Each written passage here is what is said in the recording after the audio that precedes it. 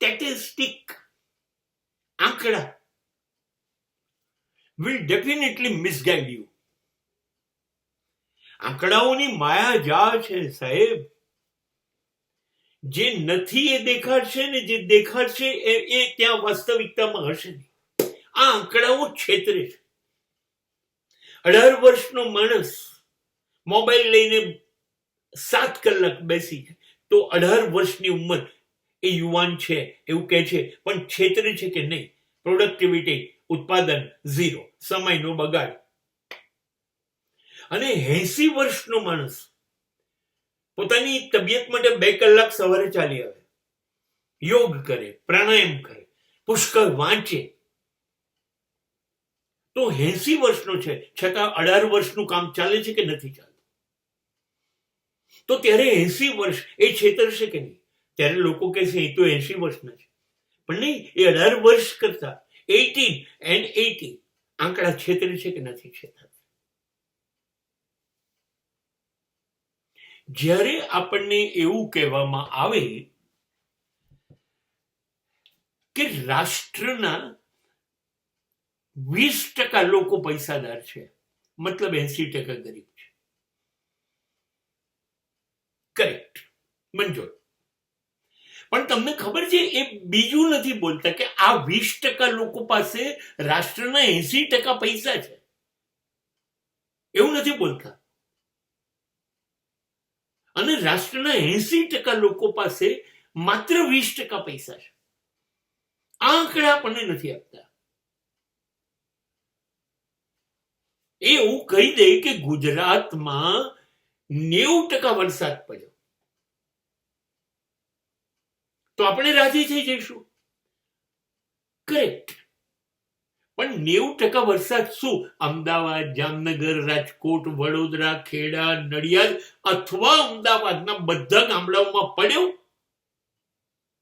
અરે એવા કેટલા ગામડા હશે બનાસકાંઠા, સાબરકાંઠામાં કે જ્યાં 10% વરસાદ નહીં પડ્યો હોય. આંકડા છેતરે છે કે નથી છેતરતા?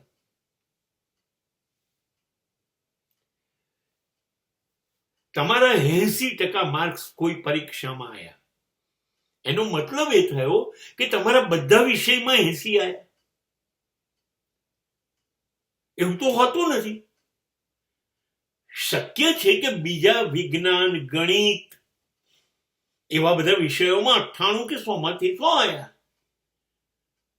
પણ ઇંગ્લિશમાં 35 આવ્યા,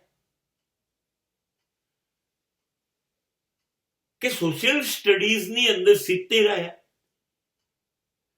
આપણે તો આંકડા 80% કહે છે, મતલબ બધામાં 80 આવ્યા હોય તો 80% સાંભળીને સામેવાળાને ખબર કેવી રીતે પડશે કે આના માત્ર 35 જ માર્ક ઇતિહાસમાં આવ્યા હતા?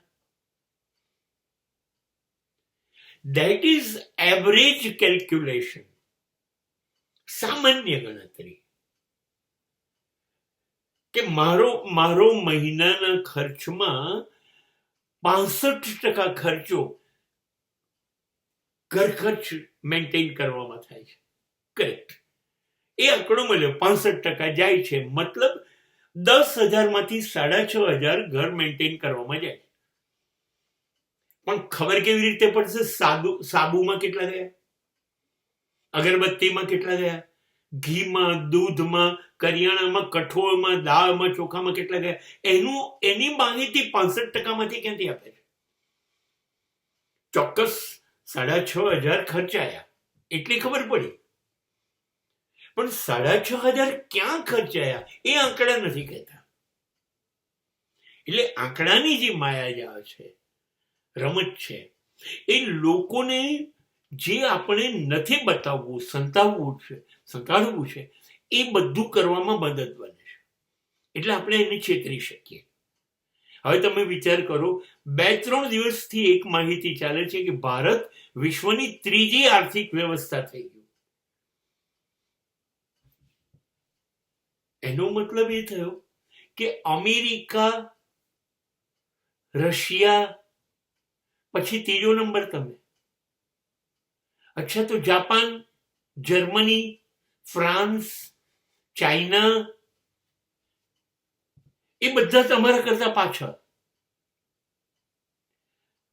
તમે કઈ રીતે સાબિત કરો છો કે તમે જાપાન અને જર્મની ચાઇના કરતા શ્રેષ્ઠ છો?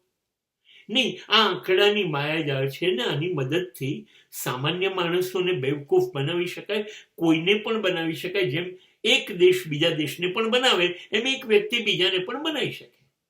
આ આંકડાની માયાજાળ છે. This are simply calculation. So statistics, આંકડા, આર નોટ રિલાયબલ.